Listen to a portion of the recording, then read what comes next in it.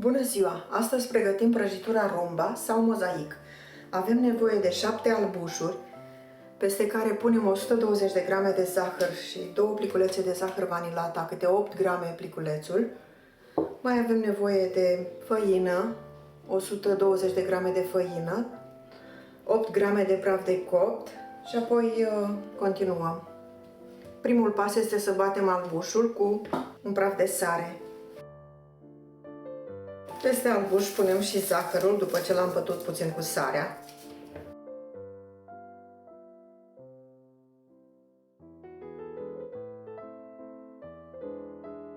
Am bătut bine albușul până nu curge când întoarcem castronul.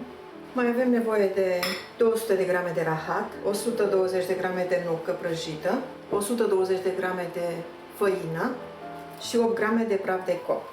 Asta pentru blat. Amestecăm rahatul tăiat cu bulețe cu nuca prăjită, la fel tăiată mărunt.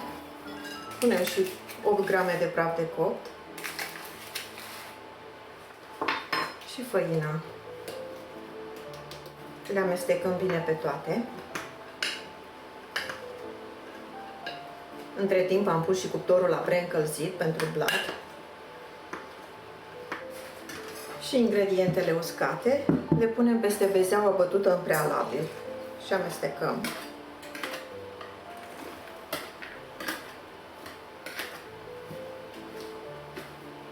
Ușurel, să nu scoatem tot aerul, cu mișcări largi. Am pregătit și o tavă de 20 pe 30 de centimetri și punem blatul. Compoziția pentru blat.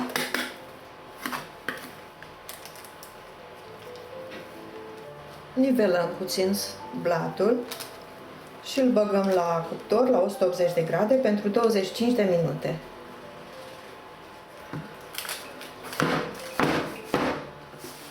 Cât se coace blatul, continuăm cu crema. Vom avea nevoie de cele 7 gălbenușuri pe care le punem pe o crăticioară cu apă fierbinte, le facem la baie de aburi.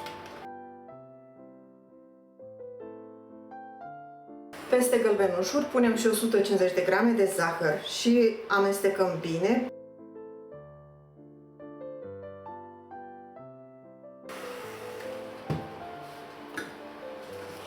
Am amestecat 5 minute pe baie de aburi, așa trebuie să arate, să se vadă fundul castronului când tragem cu paleta.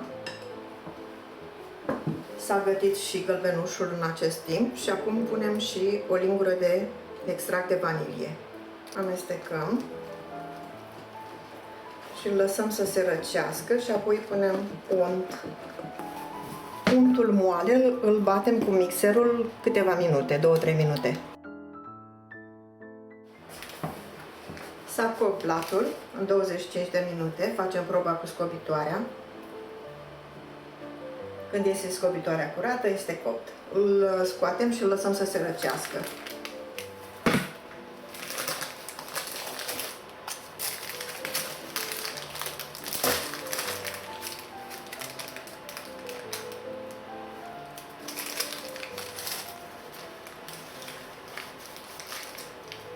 Scoatem hârtia cât încă este puțin călduț. Mai avem nevoie și de foi de napolitană, 2 foi de napolitană, una sus, una jos. Lăsăm blatul să se răcească bine și continuăm cu crema. Peste untul bătut punem câte o lingură din compoziția cu gălbenuș.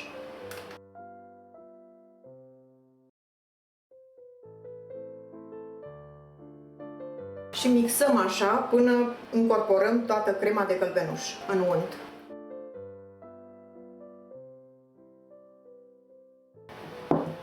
Crema este gata. Acum așteptăm să se răcească și umplem prăjitura.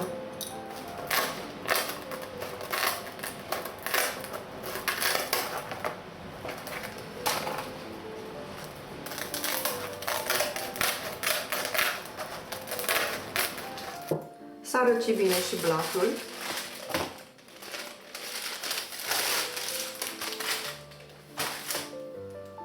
Am tăiat și foile între timp. aproximativ cât blatul. Împărțim crema în două.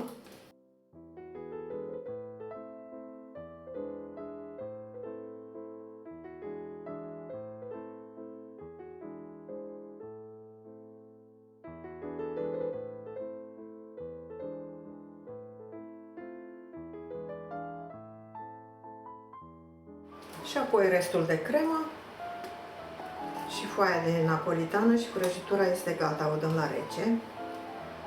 Cel mai bine peste noapte.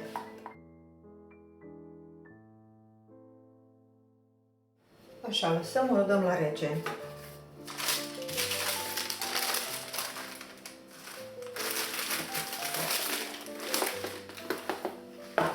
Prăjitura s-a răcit, s-a înmuiat bine. Am topit și câteva cubulețe de ciocolată.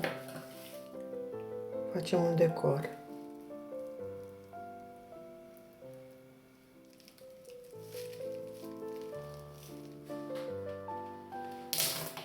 Să tăiem, să vedem cum arată și în interior.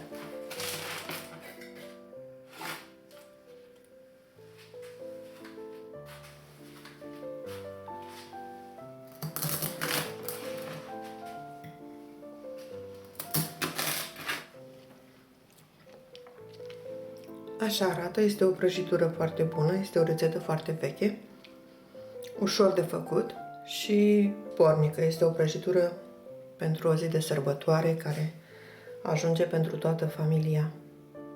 Încercați această rețetă, se face foarte, foarte ușor. Poftă bună!